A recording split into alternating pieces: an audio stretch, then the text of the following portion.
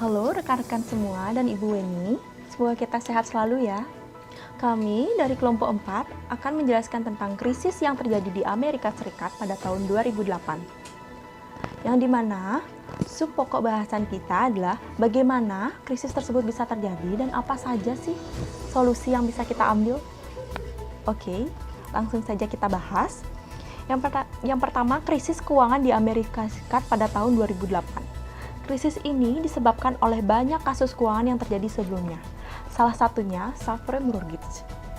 Mortgage atau hipotek berdasarkan pasal 1162 KUHP diartikan sebagai hak kebendaan dari benda-benda tak bergerak, bertujuan untuk mengambil pelunasan dari suatu piutang atas benda tersebut. Pada tahun 2001 sampai 2002, The Federal Reserve System atau Bank Sentral Amerika Serikat mulai menurunkan tingkat suku bunganya. Hal ini disebabkan oleh beberapa faktor, diantaranya. Yang pertama, dot-com bubble. Dot-com bubble merupakan kejadian timbulnya perusahaan-perusahaan yang bergerak di bidang internet. Namun, pada saat itu belum banyak yang menggunakan internet dalam kehidupannya sehari-hari. Sehingga, pada tahun tersebut banyak perusahaan-perusahaan yang jatuh bangkrut. Di antaranya Infospace.com, Cosmo.com, Startup.com, dan Wavefund. Lalu, yang kedua, adanya tragedi pengeboman gedung WTC pada tanggal 11 September 2011. Yang ketiga, tingkat bunga T-bills yang tinggi. Oleh karena itu, The Federal menurunkan tingkat suku bunganya hingga 1% pada tahun 2003 untuk menghidupkan kembali perekonomian Amerika Serikat. Setiap orang yang memenuhi syarat berhak mengajukan dan mendapatkan kredit rumah. Karena banyaknya permintaan rumah, maka harga rumah akan semakin tinggi. Hal ini berdasarkan dari hukum permintaan. Semakin tinggi permintaan atas suatu barang, maka semakin tinggi pula harga barang tersebut. Dalam menjalankan program penyediaan rumah bagi warganya, pemerintah Amerika Serikat bekerjasama dengan perusahaan-perusahaan penyedia dana untuk membangun perumahan, yaitu Fannie Mae dan Freddie Mac.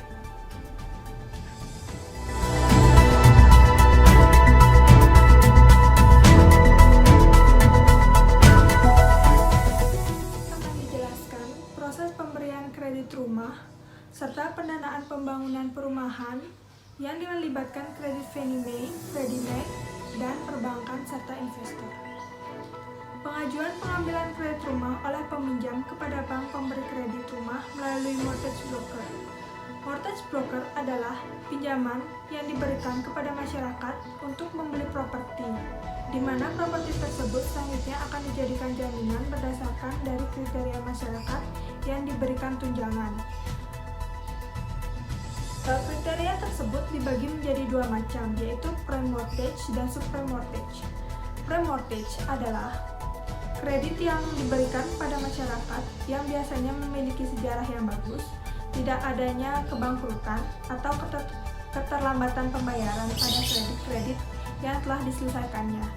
Sedangkan subprime mortgage adalah kredit yang diberikan kepada masyarakat yang tidak memenuhi syarat-syarat sehingga memungkinkan masyarakat yang sebenarnya secara finansial tidak layak untuk mendapatkan kredit untuk membeli rumah menjadi mampu membeli rumah.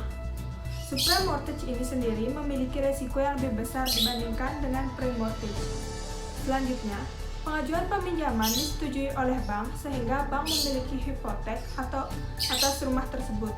Kemudian, peminjam membayar cicilan kredit rumah langsung kepada pihak bank pemberi kredit. Namun, karena bank membutuhkan dana yang cepat untuk menjalankan kegiatan perbankannya, bank menjual hipotek Fannie Mae atau Freddie Mac. Fannie Mae merupakan perusahaan yang didirikan pada tahun 1938 atas permintaan Presiden Franklin, sedangkan Freddie Mac didirikan pada tahun 1970 guna memberikan kompetisi dengan Fannie Mae dengan tujuan agar Fannie Mae tidak memonopoli pasar properti.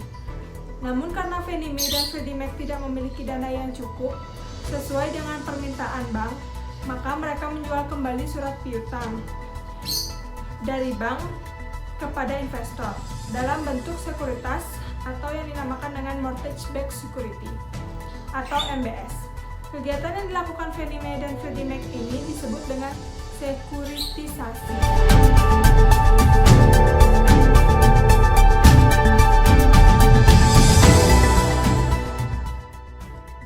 Sekuritisasi adalah penjualan aset piutang dari kreditor awal. Dalam hal ini adalah bank pemberi kredit kepada pihak lain, dalam hal ini investor. Sehingga bank menerima dana segar dari penjualan tersebut dan investor akan menerima bunga dari investasi yang dilakukannya. Dari proses sekuritisasi tersebut, Fannie Mae dan Freddie Mac dapat menggunakan hasil MBS sekuritas untuk kegiatan lainnya. Tidak jarang untuk jaminan hutang kembali karena telah dibeli oleh para investor, maka Fannie Mae maupun Freddie Mac memperoleh dana teman karena bank telah menerima dana dari penjualan surat piutang. Maka bank menyerahkan cicilan kepada Fannie Mae ataupun Freddie Mac agar Fannie Mae ataupun Freddie Mac dapat menggerakkan timbal balik bunga dari cicilan perumahan kepada investor. Karena telah berinvestasi pada aset tersebut, dari penjelasan alur tersebut dapat dilihat peran Fannie Mae dan Freddie Mac dalam menyediakan dana serta meningkatkan tingkat likuiditas pasar hipotek. Pada tahun 2005, The Federal menaikkan tingkat suku bunga hingga 5%. Ini mengakibatkan Fannie Mae dan Freddie Mac juga menaikkan tingkat suku bunganya. Naiknya suku bunga tinggi berpengaruh pada pinjaman yang harus dibayar oleh bank kepada Fannie Mae dan Freddie Mac, yang jumlahnya juga meningkat karena bank tidak ingin menanggung resiko ini, maka dilampirkan pada pinjaman dengan menaikkan tingkat bunga cicilan kredit rumah. Oleh karena itu, banyak yang tidak sanggup untuk meneruskan cicilan tersebut dan gagal bayar dan merelakan rumah tersebut diambil oleh bank. Karena banyak peminjam yang gagal bayar, maka bank juga gagal mengembalikan pinjaman pada Fannie Mae dan Freddie Mac, yang mengakibatkan banyak bank menyerahkan aset-aset tersebut pada Fannie Mae dan Freddie Mac. Hal itu menyebabkan Fannie Mae dan Freddie Mac juga gagal membayar return kepada investor. Karena investor memiliki hak atas tanah tersebut dari membeli sekuritas karena semua aset diserahkan kepada investor, sehingga investor hanya memiliki aset-aset yang tidak liquid, di mana aset-aset ini pun tidak bisa dijual lagi karena tidak ada peminat di bidang properti lagi dikarenakan harga rumah sedang turun.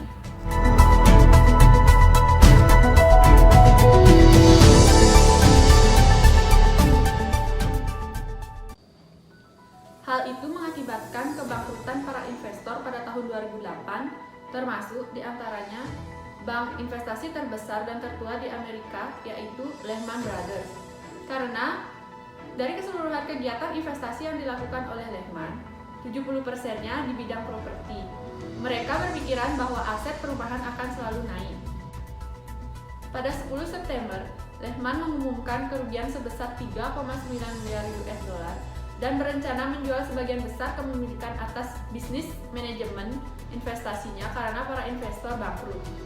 Maka hal ini berpengaruh pada AIG yang berperan sebagai perusahaan asuransi yang memberikan perlindungan pihak ketiga atau threat liability.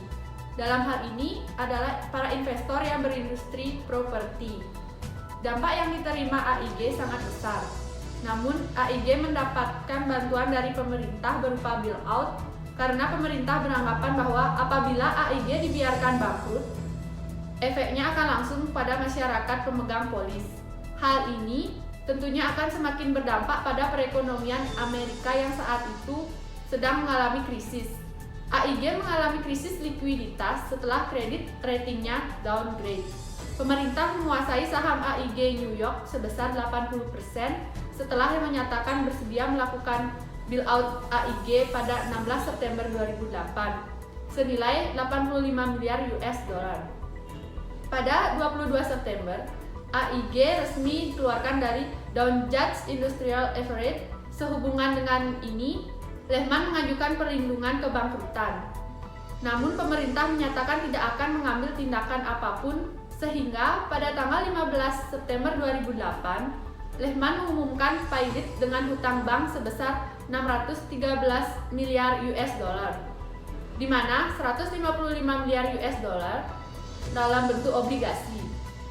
Setelah sebelumnya Fannie Mae dan Freddie Mac mengajukan perlindungan kebangkrutan, dan akhirnya pemerintah mengambil alih pada 7 September 2008. Proses ini mengakibatkan krisis. Berdasarkan kronologis terjadinya krisis Amerika pada tahun 2008, kita dapat melakukan beberapa pencegahan agar tidak terjadi krisis yang sama. Di antaranya, pertama, dengan memberikan syarat yang lebih ketat dalam pengambilan pinjaman untuk rumah kedua dan seterusnya atau rumah untuk investasi. Kedua, pengawasan terhadap produk derivatif yang disekuritasi. Ketiga, pengontrolan suku bunga KPR. Keempat, pemerintah terlibat dalam pengawasan bukan penjamin kredit perumahan. Demikianlah reportase yang kelompok kami dapat laporkan. Jika ada kesalahan kata, informasi yang salah dan berita yang salah, kami mohon maaf. Tetap di rumah, jaga kesehatan demi memutus mata rantai COVID-19.